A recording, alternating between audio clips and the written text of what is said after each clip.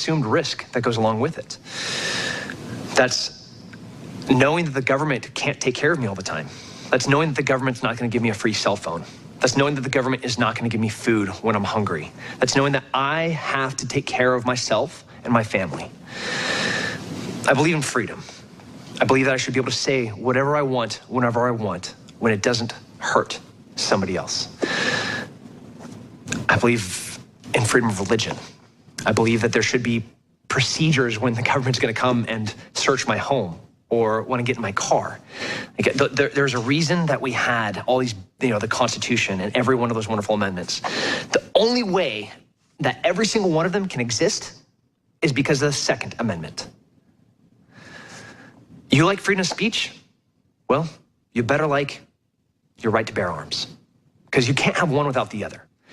The Second Amendment was not written for hunting deer.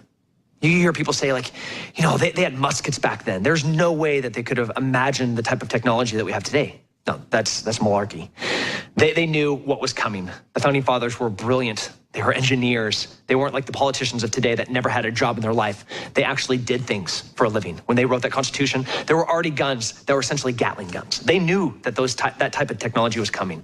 So when people are like, do you really need an automatic weapon to go deer hunting? Do it. It wasn't written for deer. If the deer were going to then come and try to imprison me and then search my home and then take what's mine, then yeah, I need a AR-15 for deer hunting. But that's not the case. It was written for the government. It was written so that the people always have more power than the government. Now that preponderance has shifted. It has gone from the people being the ones that have the power to now we're scared of the government. We have to go back to a dangerous freedom. That's where people have more power than the government. That is people having guns. That is people having better guns than the government. Yeah, it's scary. But last time we had somebody cruise into San Bernardino into a gun-free zone, 2 people, couple of guns, killed countless. All right, we're going to fade that down. And the full video is going up the next 20, 30 minutes to Infowars.com, along with more exclusives. But we're launching a lot of new operations in the face of the New World Order, and Tim Kennedy's a big part of it. 4th hour, we're going to be right back with another report live from Germany at Bilderberg, and then I'm going to hand the baton to David Knight. Infowars.com/show. All right, I'm going to ride shotgun a little bit into the hour with David Knight because there's some news I didn't get to that I've got to get to. I'm sure he's going to cover it too. But report, Trump refused $200 million to pick Gingrich as VP. Okay, that happened. That comes from inside the campaign a month ago. And then I talked to other little birdies, and they said, yeah, how do you know about that? We're pretty shocked. But then they said, yeah, wait for Gingrich to start attacking Trump. That began 2 days ago. Here's the article. Report, Trump refused $200 million to pick Gingrich as VP. Establishment tries to control Trump through VP pick, and that's that whole Sheldon Adelson situation. He's pledged $100 million, but he said $200 million if you pick Gingrich. As soon as he didn't pick Gingrich, Gingrich started coming out against him. And notice now the heat's really mounting against Trump. Trump's for real, folks, and that's why they're pulling out all the stops right now. Let's go to our intrepid reporters. I want to talk some to you, dude. Then we come back from break a few minutes with Josh Owens to get his take on this. He's not just a camera guy, he's a reporter too. But what's happened since we had you on about an hour and a half ago, my friend? Well, as we were walking down in front of the hotel, we did a quick report about the symbolism in front of it. This is Rob Drew reporting live from Dresden, Germany. And guess who I ran into? Alex, you may remember this guy from last year who confronted Franco Burnaby at the train station. This is Mr. Tillman, who is now look at him. He's all dressed up now. He's ready. He's back. He's got a camera crew with him, and he's ready to take on the globalists and confront more people because, you just can't stop once you get going. Mr. Tillman, how's it going? Oh, pretty good. I now have 3 people with me. I have a little camera team, so I try this again now. I mean, we can search for them at the train station, at the airport, and then we hopefully have another video, I guess. And Alex, Mr. Tillman is just an example of what one person can do with a camera, confronted 2 different of these elite globalists here, one at the airport, one at the train station. And they gave us comments that were huge in newsmaking. We're exposing the shadow government. That's the process. Exactly. And that's the testament to what's going on here. Now he's back. He's tripled his reserves. He's got 3 guys now, so they can cover multiple locations. And it's just a testament to what one man can do. And so I'm doing this for people out there who are watching this, who are sitting on the sidelines going, should I go to Bilderberg? Should I do? Yes. Come out here. You never know. You might be the one guy somewhere who gets the one globalist getting out of the car. And then other people will emulate what you've done. And it just gets, this is part of humanity reawakening. Exactly. Tillman, give everybody your YouTube channel so people can watch what you're doing. This is two hard names, but one is Bürgerberg. It's like citizen, and Bilderberg, like Bürgerberg with an U. And it's Traukeim Promi. It's like German mark. Yeah, that's why on the web to search just by your name. Just tell folks your name. Yeah, Tillman Knechtel. So yeah. Tillman Knechtel, which they were telling me actually Knechtel, his last name means slave, but this man is not a slave. He's a free man. He's not acting. He's not submitting. Well, sure. He's not doing what he's told. He's getting out. I mean, the word Schwartz in Europe means black, and all that meant was you were suntanned from working. Like Schwarzenegger means black plowman, and so exactly. Yes, it just means lower caste. But thank God it's the lower caste in the world that always tends to come up with the innovations, not all the inbred people like Prince Charles with snot dripping out his nose. Exactly. So it was funny just running into him just now. He's going to be here for the rest of the week, just covering what's going on. And this is, other people need to get out here and do this. We need more people. We need numbers. This is how things get done. This is citizen media at its finest. InfoWars is we're a big dog out there, but we need more people. The more people we get, the more things get done. The more angles, the more human intelligence. Exactly, because somebody needs to get Lindsey Graham and take him to task. What are you doing here as a sitting senator coming here to negotiate with people in private? How do you like your world government being exposed? Why are you part of flooding us? This organization's flooding our borders. You're a traitor, Graham. Yeah, exactly. He's part of the whole game. And then you have all these German politicians that are going to be coming here. They're all welcoming the migrants, giving them free housing, free food. What do you think about what's going on in Germany? I mean, yeah, the politicians just betrayed us. I mean, they let in they just doubled or tripled the immigration rate, and the immigration rate was already pretty high. I guess we have the biggest immigration in Europe. And by the way, he's not allowed to go to Saudi Arabia. They haven't taken one of the little jihadis there because they're not taking jihadis, they're sending jihadis.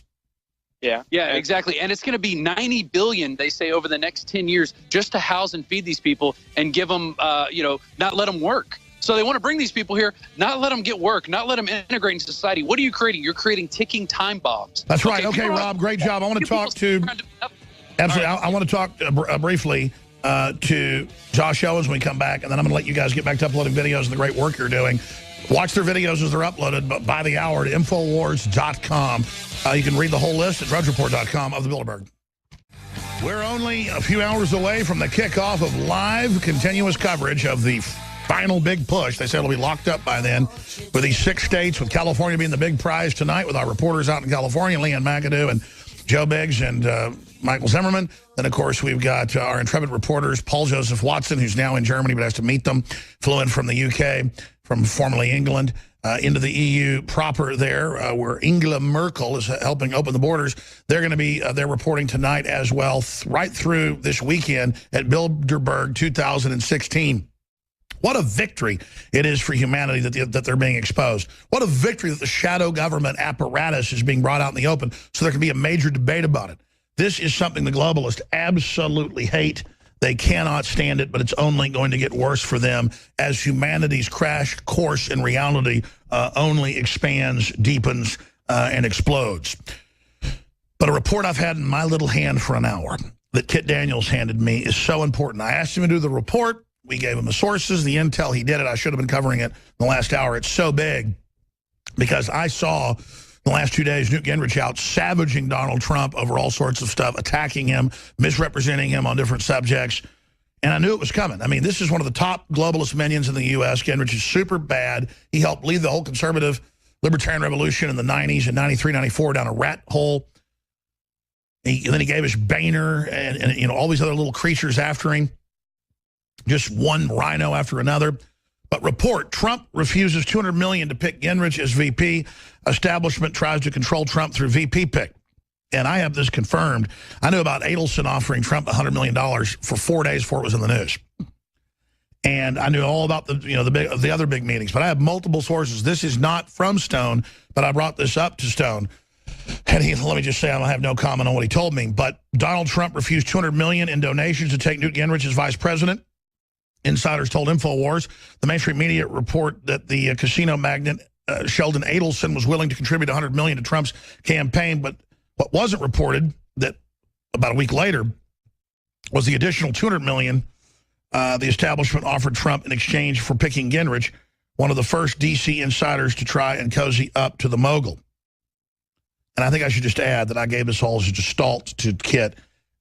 Adelson offered him $100 million. Then he upped it to $200. So it was an Adelson then offered an additional $100 million, according to sources. So we should just add that there for clarification.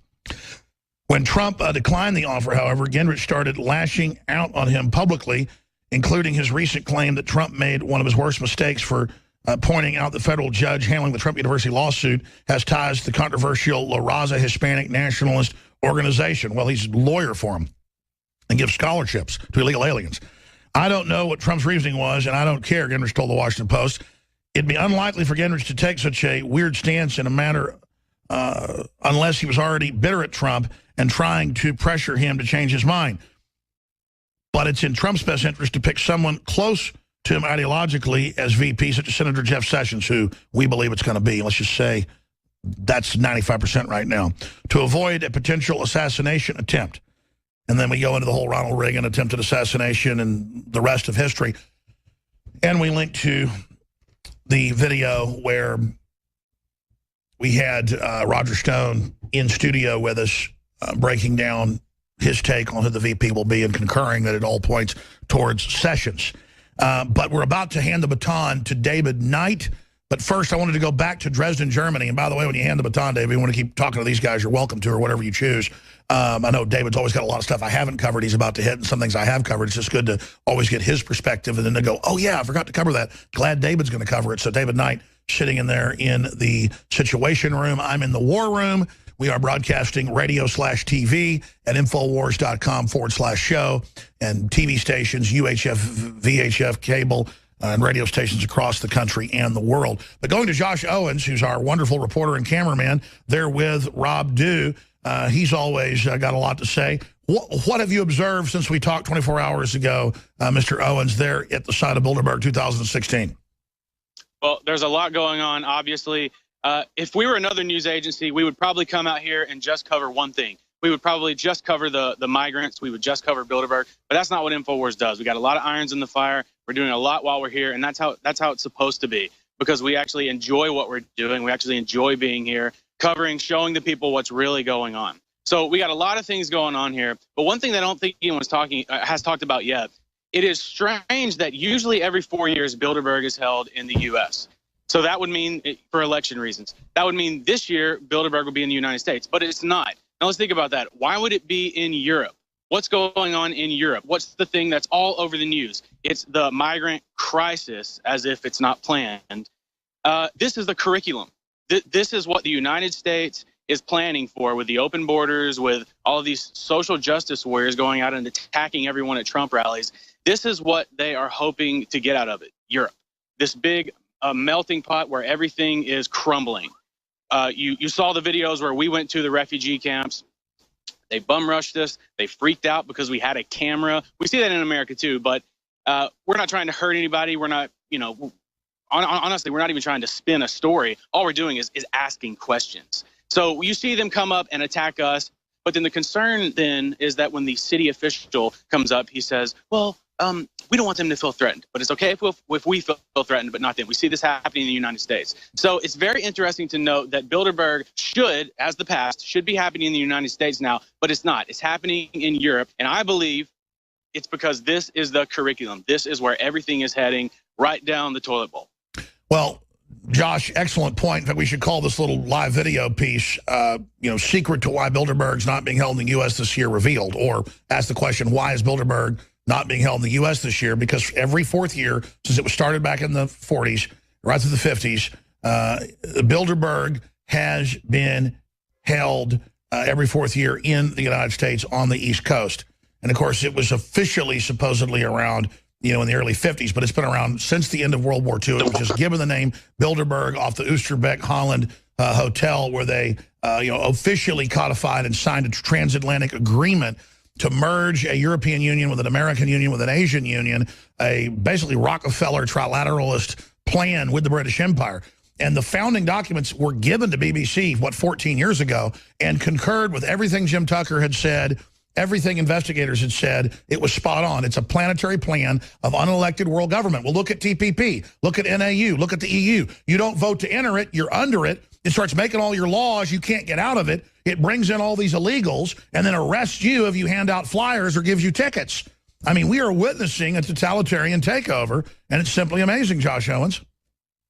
Exactly. And we see Paul